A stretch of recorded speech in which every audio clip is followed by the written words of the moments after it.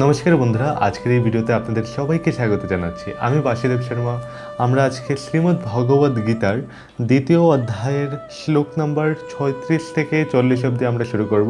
তার আগের ভিডিওর মধ্যে আমরা গীতা নিয়ে যতগুলো চ্যাপ্টার আছে আমরা কথোপকথন করেছি। তো হ্যাঁ, এরকম সময়ের মধ্যে যেখানে আমরা ডিপ্রেশন, অ্যাংজাইটি মধ্যে আমরা থাকি, আর গীতার মধ্যে এত তথ্য, এত ইনফরমেশন আছে যা আমাদের জীবনের মধ্যে খুবই সংযত করে, আর আমরা তার থেকে অনেক কিছু শিখতে পারবো। এইসব অধ্যায়ের মধ্যে আমরা গীতার এক একটা শ্লোক যেটা আছে আমরা বিশ্লেষণ করব। আমরা বুঝে উঠতে পারি না যে কী করা দরকার, তাই তো তখন আমরা কি করি, কিছু মোমেন্টের জন্য, খুশির জন্য আমরা মুভি দেখি, না হলে ড্রিঙ্কস যেগুলো আছে এরকম করি, না হলে কিছু কিছু নেশা পদার্থ যেগুলো আছে ওইগুলোর আমরা সহায়তা নিই। অবাচ্য বাদাংশ্চ বহুন বদিশন্তি তবাহিতা নিন্দন্তস্থব সামর্থ্যং তত দুঃখতরং নুকিম। অর্জুন যেটা আছে খারাপ সময়ের মধ্যে, যুদ্ধের মধ্যে ও ভেঙে পড়েছিল, কিন্তু বুঝে উঠতে পারছে না কীভাবে কী করবে। তো হ্যাঁ, ভগবানের সেই বাণী দিয়ে যেটা আছে, অর্জুন সেই ওর কর্তব্য কর্মক্ষেত্রে ও কিন্তু ওর কর্ম করেছিল। তো হ্যাঁ, আমরাও এই জীবন কর্মক্ষেত্রের মধ্যে আমাদের কর্ম যেটা আছে সুন্দরভাবে যেন করতে পারি। শ্লোক 36। তো হ্যাঁ, চলুন আজকের ভিডিওটা শুরু করে যাক। তো অনুবাদের মধ্যে আমরা দেখছি, তোমার শত্রুরা তোমার সামর্থ্যের নিন্দা করে বহু অকথ্য বলবে, তার চেয়ে অধিকতর দুঃখদায়ক তোমার পক্ষে আর কী হতে পারে। তো ভগবান শ্রীকৃষ্ণ অর্জুনকে বলছেন, হে অর্জুন, তোমার কর্তব্য হলো কর্ম করা। তুমি যে এখন কর্ম করছো না, তার পক্ষে এবং তার প্রভাবে তোমার যে অপরপক্ষ আছে তা তোমাকে নিন্দা করবে। তুমি যে এত কষ্ট করে সুনাম অর্জন করেছো, তা যেটা আছে মানুষ অকথ্য বলবে। তো তুমি যে এসব করছো, কাপুরুষ যে তুমি দেখাচ্ছ, এটা কি তোমাকে শোভা দেয়? কারণ অর্জুন যে আছে যুদ্ধ করছে না, কারণ অর্জুন বলছে আমার শরীর কাঁপছে, হাত কাঁপছে, আমি আমার মন স্থির করতে পারছি না, যার দ্বারা তুমি কর্মবন্ধন থেকে মুক্তি হতে পারবে।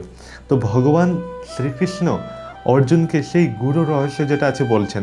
তিনি বলছেন যে আমি তোমাকে যে আছে সাংখ্যযোগের মাধ্যমে এক জ্ঞানের কথা যে আছে ওটা বলছেন, আর তুমি এই কর্ম যেটা আছে, কর্ম সম্পাদনের ফলে এই কাজের মাধ্যমে যেটা আছে তুমি তোমার কর্মবন্ধন থেকে মুক্তি হতে পারেন। তো এখানে নিষ্কাম কর্ম বলা হয়েছে। তো হ্যাঁ, নিষ্কাম কর্মটাকে আমরা এখনই বলছি। কর্ম হলো দু রকমের কর্ম হয়, সকাম কর্ম আর একটু হলো নিষ্কাম কর্ম। সকাম কর্ম হলো যেটার মধ্যে আশা রেখে যেটা আছে কর্ম করো। তো ওটার মধ্যে আশা রেখে আপনি যদি কর্ম করেন, আপনার কর্ম যদি ফলে, তাহলে যেটা আছে আপনি অত্যাধিক খুশি হবেন, তারপরে আপনার আরও বেশি চাহিদা হবে। আর যদি আপনি পর্যায় হন, তাহলে আপনার অনেক দুঃখ হবে। এটা হলো সকাম কর্ম। আর নিষ্কাম কর্ম হলো আপনি কাজ করছেন, কিন্তু আপনি নিজেকে ভাবছেন যে না, এটা আমার হলো কর্ম, এটা আমার করে যাওয়া। তো আপনি সুখ দুঃখ, লাভ হানি ওটা না ভেবে যেটা আছে আপনি কর্ম করছেন। আর এই নিষ্কাম কর্মের ফলে যদি আপনি করেন, প্র্যাকটিক্যালি যদি বলি আপনার কী লাভ হবে, আপনার যেটা আছে টেনশন, অ্যাংজাইটি যেটা আছে ওটা হবে না। হতো বা প্রপশ্যাসি স্বর্গং জিত্বা বা ভক্ষসে মহিম তস্মাদুত্তিষ্ঠ কৌন্তেয় যুদ্ধায় কৃতনিশ্চয়। শ্লোক নম্বর 37 আমরা দেখতে পাচ্ছি, তো ভগবান শ্রীকৃষ্ণ অর্জুনকে বলছেন যে হে কুন্তির পুত্র, তুমি যদি একবার তুমি এখানের মধ্যে জয়লাভ হয়, তাহলে তো তুমি পৃথিবী যেটা আছে ভোগ করবে। আর যদি তুমি মৃত্যু প্রাপ্ত হও, তাহলে তোমার দুঃখ কী, তুমি তো স্বর্গলাভ তো যেটা আছে হবে।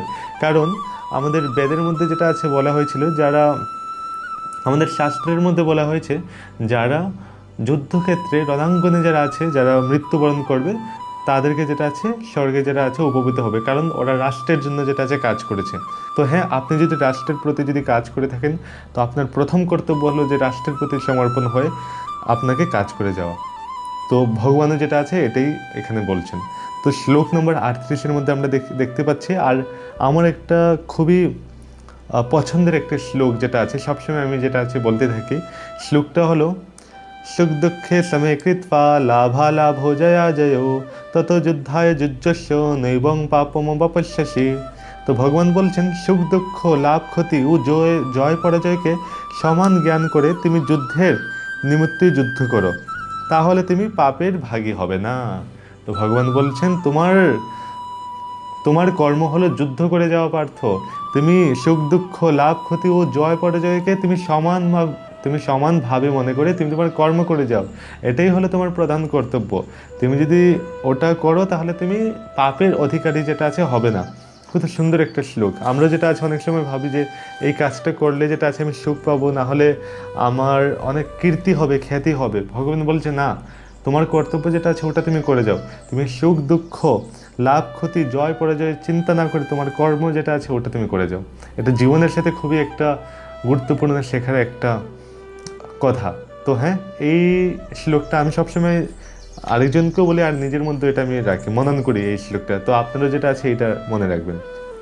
শ্লোক নম্বর 39 আমরা দেখছি, এষা তেহি ভীতা সাংখ্যে বুদ্ধির যোগে তিমাং শৃণু বুদ্ধাযুক্ত জয়া পার্থ কর্মবন্ধং প্রহস্যসি। তো হ্যাঁ, অনুবাদে বলছেন, হে পার্থ, আমি তোমাকে সাংখ্যযোগের মাধ্যমে এই জ্ঞানের কথা বললাম। এখন নিষ্কাম কর্ম সম্পাদের মাধ্যমে বুদ্ধিযোগের কথা শ্রবণ করো। নেহা বিক্রমনাশস্তি প্রত্যাবয়ন বিদ্যতে স্বল্পম পশ্য ধর্মস্য ত্রায়তে মহত ভাত।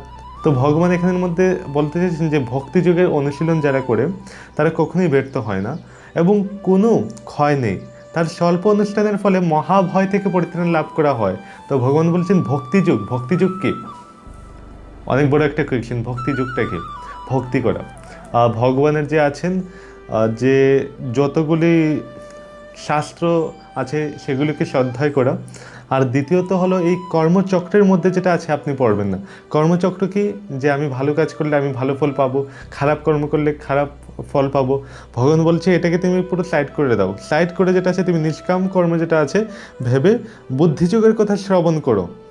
করে যেটা আছে তুমি এরকম যদি কর্ম করো তাহলে কর্মবন্ধন থেকে যেটা আছে তুমি মুক্তি পাবে। তো বাহ, ভগবান কত সুন্দর কথা বলেছেন যে আমার প্রধান কর্তব্য হলো যে আছে কর্ম করে যাওয়া, কিন্তু কর্মের মধ্যে আমার যেটা আছে কোনো আশা রাখতে পারবো না। যদি আমি আশা রাখি তাহলে যে আছে আমি কর্মবন্ধনে পড়ে যাচ্ছি। কেন? কারণ কর্মের মধ্যেই আমার ফল আছে।